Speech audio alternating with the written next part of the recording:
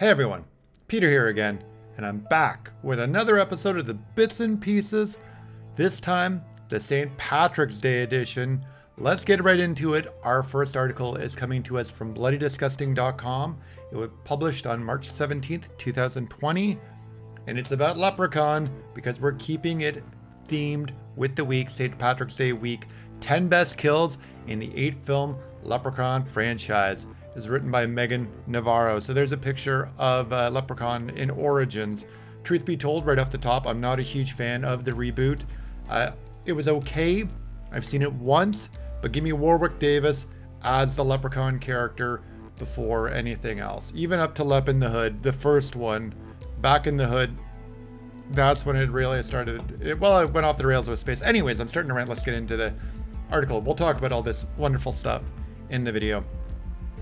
Horror's resident St. Patrick's Day icon built a reputation on schlock, rhyming puns, a hokey sense of humor that includes an obsession with shoes and gold, and a serious case of wanderlust. The pint-sized killer has traveled from Hollywood, Vegas, space, and the hood after all. Surprisingly, though the Leprechaun ranks pretty high on the list in terms of horror icons with the most kills, he's managed to surpass fellow figures like Chucky and Freddy as he's murdered his way through 8 films.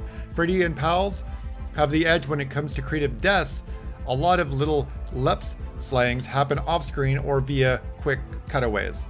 That's not to say there aren't some gory gems throughout the franchise, though. In keeping with the spirit of revelry for St. Patrick's Day, we're celebrating the best kills of the Leprechaun series. Okay, starting off, we've got Leprechaun. He played Pogo on his lung. Now, this is after Ozzy has sold they give the gold coin to the pawn shop owner, I believe, in the first one. I think that's after Ozzy swallows it and then they're able to get it out. The first film in the series established the most important rule when dealing with leprechauns: never steal his gold. He sold his soul for it after all. Poor pawn shop owner Joe acquires one of the shillings when Ozzy and Alex bring it to him to gauge his authenticity and worth, meaning Joe didn't intentionally steal it. Lep cares not and gleefully sings while he hops along Joe's chest with a pogo stick until he's able to get in there and get it out. We've got Leprechaun 2, the cast iron stomach. That's the uncle. I'm pretty sure that's the dude's uncle that drives like the hearse to Hollywood, the tour of the Hollywood celebrities or of the Hollywood dead. I'm pretty sure he's driving a hearse. But yeah, he eats the gold because he doesn't want to give it back, and then he grows the pot in his stomach. I'm pretty sure that's what this shtick is. One of the more memorable deaths in this sequel involves a man unwittingly shoving his face into spinning lawnmower blades, mistaking them for a woman's breasts. Yes, I remember that. I thought it was fans. I thought it was 2 fans, not lawnmower blades. That could be wrong. I'm pretty sure it's actually fans because they're in like a warehouse. But anyways, let's keep going. It cuts away just before contact though, leaving us with a little blood splatter and Lep's amused reaction. Instead, this more graphic kill that establishes one of Lep's signature wins the prize. Here, Morty learns the real dangers of the adage, be careful what you wish for. After capturing the leprechaun, he demands its 3 wishes.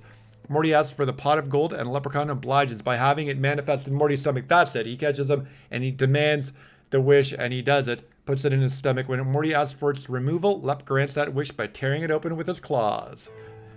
Keep going. Let's go on. And then we have Leprechaun 3, all dolled up. That was the Botox kill. That was in Las Vegas. Las Vegas gal Loretta Carolyn Williams harbors resentment over her lost youth, so she leaps at the chance to reclaim it when she observes the magic of Lep's gold in action.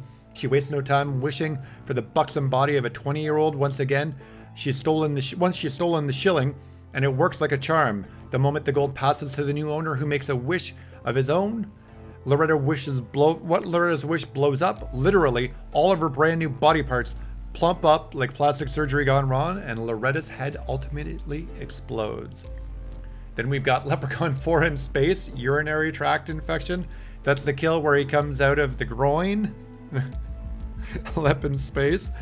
I would say this is when, well, even the third one was ridiculous, but I really enjoyed the third one. The fourth one was funny too, but this is when it really started to go. And Lep in the Hood.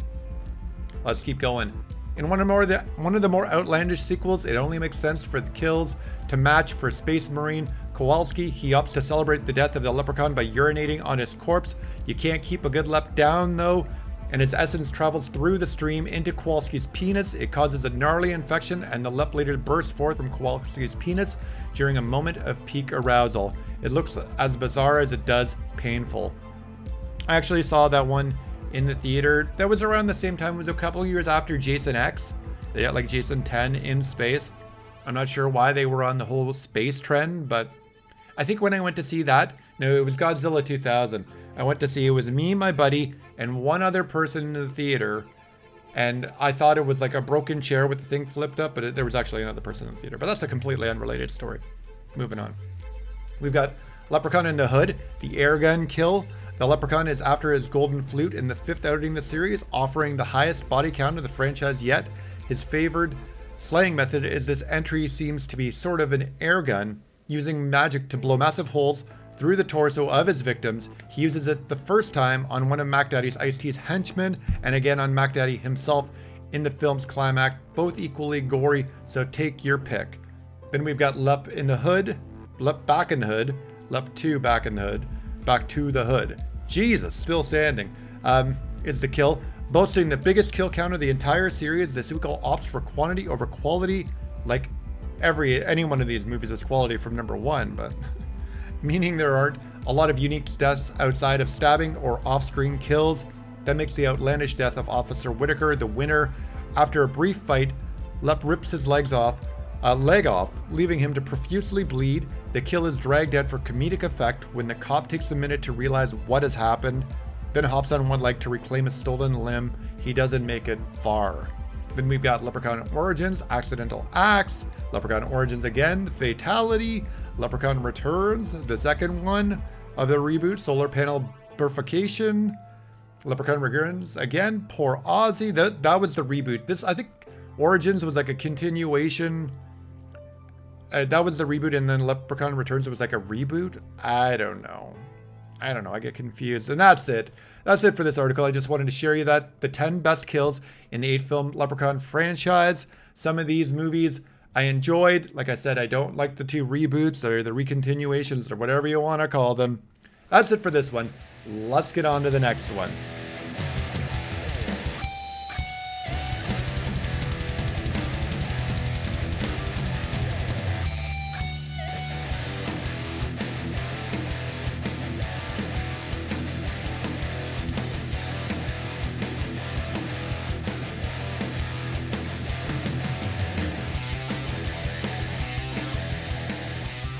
All right, and on to the next one. We're going to go to dreadcentral.com. Now, I wanted to talk about this one because I know we have a lot of Predator fans out there and a lot of Terminator fans, and a lot of the subscribers that are kind enough to support my channel have been waiting for this game.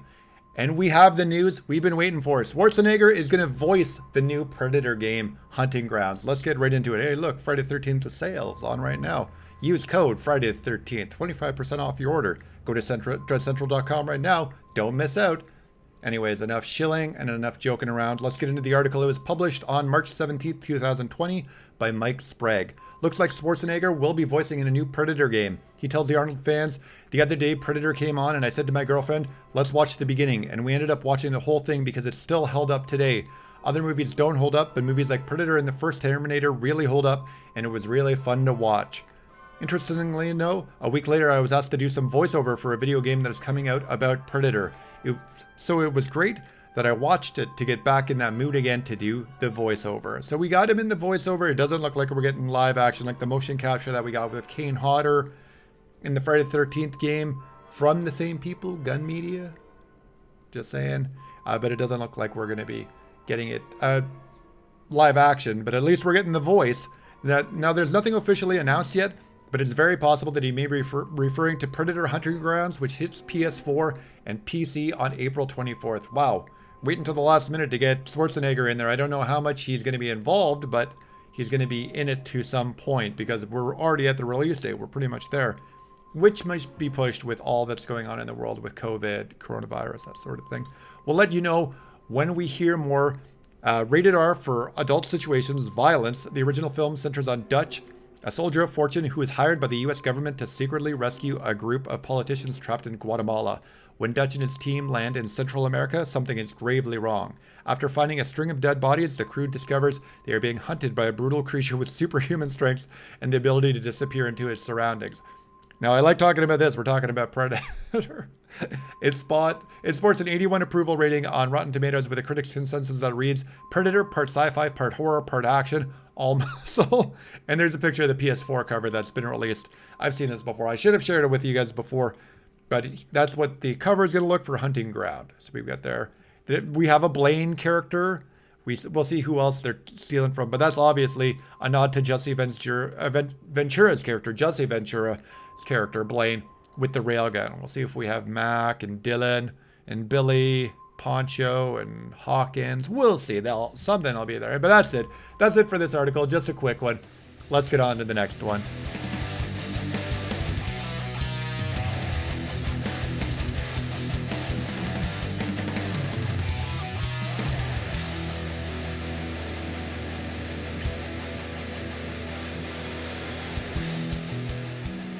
All right, and for our last article, we're going to continue on with DreadCentral.com, celebrating a horror, action, comedy, you name it, a legend in Hollywood to me, and to a lot of my viewers out there, I know. So, this happened on March 17th again. We're going back a couple days, but happy birthday, this day in horror history, to Kurt Russell, published on March 17th, 2020, by Josh Milliken. And before we get on here, today, the day I'm filming this, which is March 18th, is Brad Dourif's birthday. So I want to throw that in too, because I tossed and turned about who I was going to talk about, because I've got Kurt Russell and Brad Dourif within a day of each other, and they're both horror legends. To give Dourif a little love, like, come on, he was the original voice of Chucky. He was in Alien Resurrection. I love his character as the scientist in that, and I also like him in Voyager. He's one of my favorite Star Trek Voyager's characters as the Betazoid character, who's a little off the rails, criminally insane, psychologically insane, and is a murderer initially, and then is able to rehabilitate himself, and ends up helping Voyager when the ship is taken over. The only reason they survive is because Dourif sacrifices himself to defeat the Kazon and get them off the ship. But so there's my nod. Happy birthday, Brad Dourif, as well, and thank you for all you've done to the horror and sci-fi community. On with the article. Happy birthday, Kurt Russell. For genre fans of a certain age, Kurt Russell with 2 L's, not just one. Proofread your articles, friends. Proofread your articles. Like, come on, Word would know. Word knows things like millennial terms that you, all that, all them, or all the, I don't know. Anyways, I just don't have. I've been so beat lately. I know we're all going on with it, and I wanted to make sure I got you guys a bits and pieces this week, but we're all dealing with what's going on right now in the world, and I wanted to make sure I got up a bits and pieces for you guys to enjoy, to share with you, for those of you kind enough to support my stuff and my channel. But to be perfectly honest, I'm beat, so my comedy improv level is not where it normally is. Kurt Russell became a horror heavyweight following the appearance in the string of John Carpenter movies in the 80s. You've got Escape from New York, awesome movie, The Thing, and Big Trouble in Little China. My favorite childhood movie. By God, it was. You put that movie on, I shut up. Like, my mom used to put that on just to shut me up, or I'd get to watch it and I'd sit in front of the TV and just be mesmerized, because that movie is awesome. Do you know what old Jack Burton used to say at a time like this? What the hell? Moving on. His filmography is extensive, and horror movies appear to be a tentpole of the actor's resume. He also appeared in Escape from LA, which has parts that are really decent, but other parts that totally pull it down. And I love Peter Fonda from the movies from the 60s, Easy Rider, and from the 70s, like Crazy Larry, Dirty Mary. That's an awesome car chase movie. If you haven't seen Crazy Larry, Dirty Mary, check it out. That is 70s car chase, pre-Dukes of Hazzard, smash and bash, cars going everywhere. It's like Smokey and the Bandit, that sort of thing. Check it out. That's worth checking out. But as I was saying, going on, Escape from LA has some good moments, but that basketball game where he's being timed to get enough baskets before he gets shot or blown up, and Peter Fonda surfing the big tidal wave that he causes at the end, like, come the F on, dude. Like, come on. There's only so much I'm gonna believe here. Vanilla Sky, Poseidon, Death Proof. That's his last greatest. Before he came back, he was in Guardians of the Galaxy. I enjoyed him somewhat in that. I haven't seen the, well, I've seen the second one. We haven't seen the third one yet. Again, not fully here today.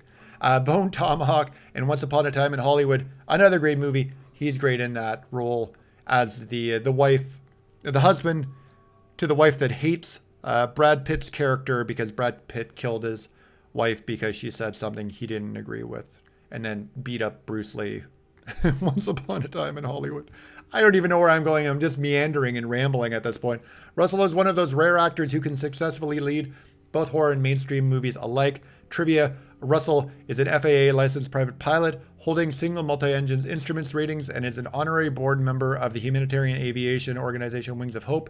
In his audio commentary for The Thing, he joked with director John Carpenter about the scene where he threw a stick of dynamite at a character, Palmer, who was turning into the Thing, and how the explosion was more painful than he had expected. In truth, he could have been seriously injured. Kurt was born on this day in 1951, and today all of us here at the Bits and Pieces, as well as Dread Central, wish you a happy birthday, Kurt. It's a couple days belated, but happy birthday, Kurt. Happy birthday, Brad Dourif from Off the Top.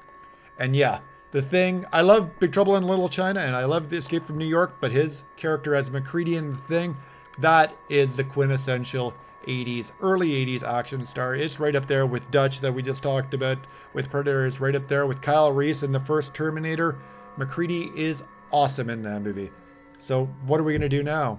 I say we just rest a little while and see what happens. Anyway, guys, that's it for this week for the Bits and Pieces. Hope you enjoyed it. Thanks so much as always for supporting it. And if you did like it, don't forget to like the video, comment, share, subscribe, all that fun stuff. I'll be back next week with another episode of the Bits and Pieces. And until then, I'll talk to you soon.